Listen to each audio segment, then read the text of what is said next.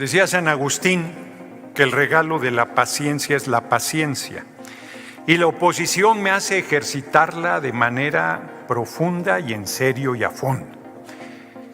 La inmensa mayoría, fíjense la hipocresía opositora. La semana pasada, primero toda la campaña hablaron de la violencia, que había condiciones terribles en el país y no sé cuántas cosas, y la semana pasada estuvieron a punto de asesinar a Donald Trump. Y la oposición no dice nada. La iniciativa para condenar este acto de violencia es nuestra, de nuestro movimiento. La presentó el diputado Benjamín Robles en la mesa directiva. Hoy aquí, de igual manera, hipócritamente, le llaman popular o populismo a la democracia. Ahora resulta que ellos, que son injuriados también por algunos sujetos del Poder Judicial, que dicen que ellos no son políticos, que cómo nos atrevemos a que el pueblo decida su participación o no como parte del Poder Judicial, vienen aquí a renegar de la democracia. Les digo, les recuerdo que el ejercicio del voto universal, secreto y directo se llama democracia. El pueblo decide, y por más que les irrite, en México decide el pueblo de México y nadie más. En un encendido discurso, el diputado Gerardo Fernández Noroña abordó varios temas críticos sobre la situación política actual en México y arremetió contra la oposición, a la que acusó de hipócrita y de manejar un doble discurso. Noroña comenzó su intervención citando a San Agustín, destacando que la paciencia es una virtud que ha debido ejercitar intensamente debido a las constantes críticas y ataques de la oposición. El diputado señaló la contradicción de la oposición, que durante sus campañas han enfatizado la violencia en el país y las condiciones supuestamente terribles que se viven, mientras guardan silencio ante hechos violentos en otros contextos, como los relacionados con Donald Trump. Subrayó que la iniciativa para condenar ciertos actos de violencia fue presentada por su movimiento, específicamente por el diputado Benjamín Robles, y no por la oposición, que ha sido indiferente en estos sucesos. Fernández Noroña criticó también la manera en que la oposición ha tachado de populismo las iniciativas democráticas impulsadas por su movimiento. Recordó que el voto universal, secreto y directo es la base de la democracia, y aunque esto puede irritar a algunos, en México es el pueblo quien decide. Defendió la legitimidad de este proceso democrático frente a las descalificaciones de sus detractores. En su discurso, Noroña hizo referencia al cronista del Constituyente de 1856, Francisco Zarco, quien en el siglo XIX abogaba por la elección de los abogados más dignos y honrados para cargos públicos. Según Noroña, esta idea sigue vigente y la elección y renovación de funcionarios son garantías de un buen gobierno. Afirmó que si en algunas ocasiones se elige a una persona inadecuada, esta no se perpetuará en el poder debido a la vigilancia de la opinión pública.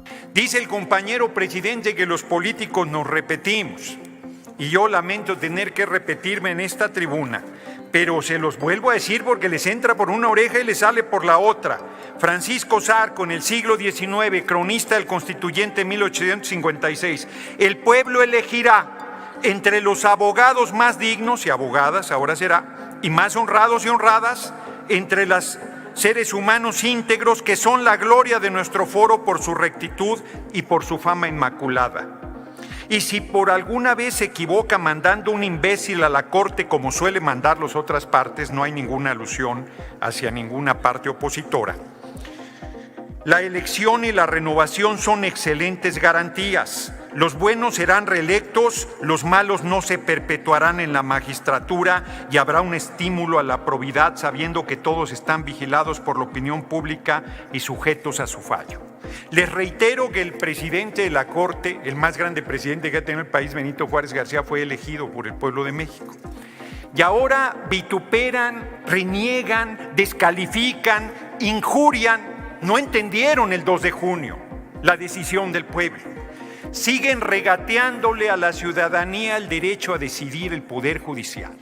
El diputado no se quedó solo con las críticas a la oposición, sino que también se dirigió al Poder Judicial. Criticó al ministro Luis María Aguilar por tener retenido un expediente sobre el pago de impuestos de Ricardo Salinas Pliego, lo cual acusó de ignorancia al cuestionar por qué no se eligen los secretarios de Estado. Noroña defendió el régimen presidencialista de México y subrayó que el poder ejecutivo recae en una sola persona, que en este caso será Claudia Sheinbaum, la virtual presidenta electa. Fernández Noroña destacó que en un sistema electoral como el de Gran Bretaña o Estados Unidos, su movimiento tendría una mayoría más amplia en ambas cámaras del Congreso. Afirmó que el régimen mixto actual atempera la sobrerepresentación y defendió la legitimidad de su mayoría, criticando a aquellos que pretenden reducir su representación bajo argumentos infundados. El diputado se mostró dispuesto a discutir y resolver las dificultades que implica una reforma electoral, pero dejó claro que no están abiertos a defender lo indefendible ni aceptar los lamentos de la oposición, a quienes acusó de haber perdido el contacto con la realidad tras la decisión del pueblo el 2 de junio. Aseguró que su mayoría en el Congreso actuará con responsabilidad y compromiso hacia el pueblo de México. Noroña también se refirió a la coalición electoral formada con el PT y el Verde, subrayando que aunque no es una coalición estricta, se mantienen unidos por compromiso y congruencia. Rechazó las críticas sobre la sobrerepresentación y cuestionó las acciones y declaraciones de figuras como Lorenzo Córdoba y Ciro Murayama, y funcionarios del Instituto Nacional Electoral, a quienes acusó de tergiversar la realidad. En sus palabras finales, el diputado reafirmó el compromiso de su mayoría con el pueblo de México y aseguró que implementarán las reformas necesarias para mejorar el país, le guste o no a la oposición. Enfatizó que el Poder Judicial será elegido por voto universal, secreto y directo del pueblo, reafirmando la esencia democrática de su movimiento. Y ahora además, por peteneras,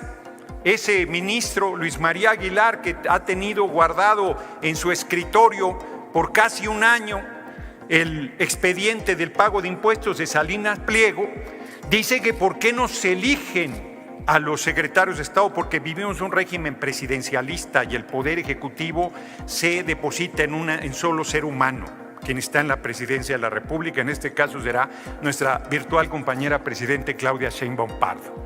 Que un ministro de la Corte demuestre un nivel de ignorancia de ese tamaño del marco constitucional es espeluznante.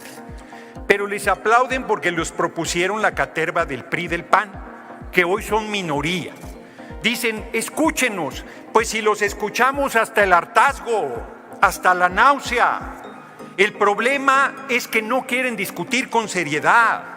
El problema, fíjense cómo son de ignorantes o de perversos o de ambos. Es que están sobrerepresentados. Todo régimen político que no sea de representación proporcional pura se sobrerepresenta. Y si tuviésemos un régimen electoral como el de Gran Bretaña o Estados Unidos, tendríamos el 93% del Senado y el 85% de la Cámara de Diputados, y el régimen mixto atempera la sobrerepresentación. Pero como no les parece, fíjense, nos van a bajar del 95 a 2/3, del 93, del 85 a 2/3, y no les parece suficiente.